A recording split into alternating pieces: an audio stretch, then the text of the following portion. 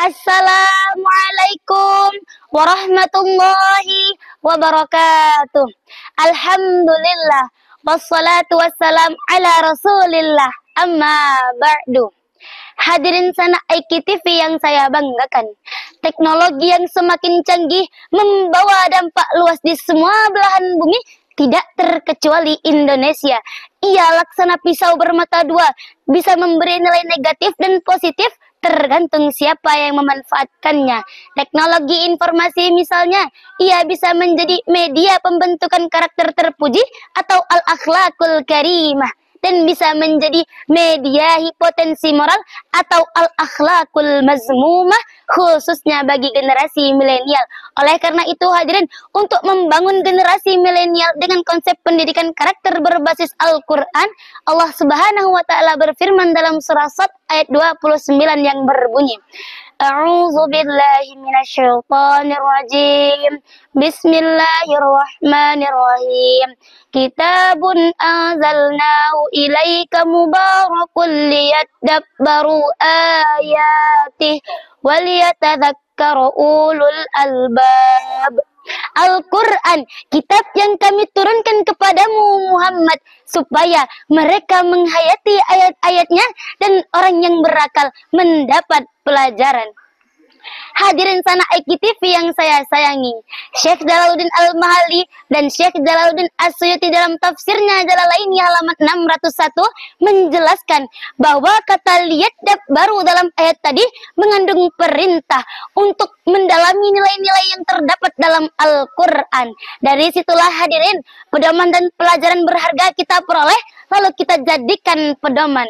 Hadirin yang berbahagia, pesatnya perkembangan teknologi telah membawa perubahan terhadap karakter dan gaya hidup setiap orang, khususnya generasi milenial. Kita tidak akan bisa menghentikan laju internet booming. Maka sebagai konsekuensinya, kita harus membangun fondasi keimanan dan filter yang cukup kuat untuk menyaring arus budaya asing. Hadirin yang saya sayangi, tantangan pendidikan lebih kita rasakan pada masa kini. Sampai saat ini kita belum terbebas 100% dari bahaya pandemi. Bukan hanya itu hadirin, pandemi juga berdampak pada meningkatnya dekadensi moral generasi muda.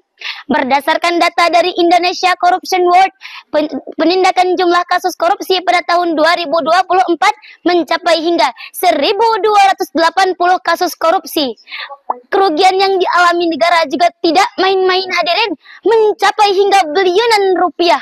Dana yang cukup untuk membangun 1.000 madrasah serta pondok pesantren beserta fasilitasnya. Na'udzubillahi min dzalik. Lantas timbullah pertanyaan hadirin, apa yang harus kita lakukan untuk menyelamatkan generasi kita dari karakter perusak bangsa? Allah Subhanahu wa Ta'ala berfirman dalam surah Al-Ahzab ayat 21 yang berbunyi, Laqad kana lakum fi Rasulillahi uswatun hasanah. Sungguh telah ada pada diri Rasulullah itu suri teladan yang baik bagimu. Shadaqallahul azim, shadaqallahul azim. Profesor Dr. Muhammad Quraisy Shihab dalam tafsirnya Al-Misbah menjelaskan bahwa Rasulullah SAW merupakan suri teladan yang baik bagi umat manusia. Beliau mengajarkan nilai-nilai karakter mulia, meliputi iman kepada Allah, kepada Rasulnya, bahkan akhlak kepada alam semesta.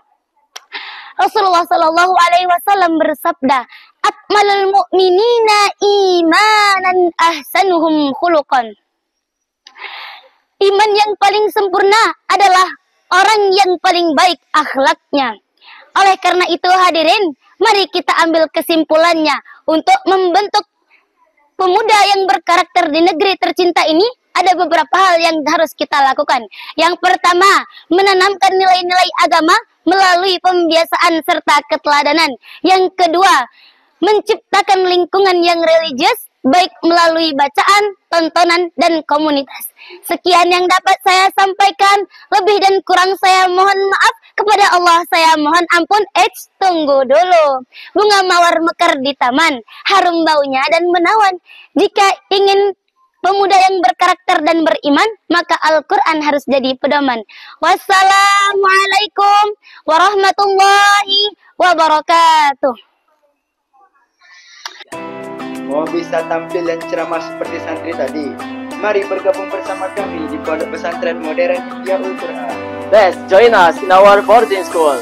Jangan lupa like, comment, and share video kami. Dan jangan lupa subscribe channel YouTube kami, IGTV. Mari masuk pesantren.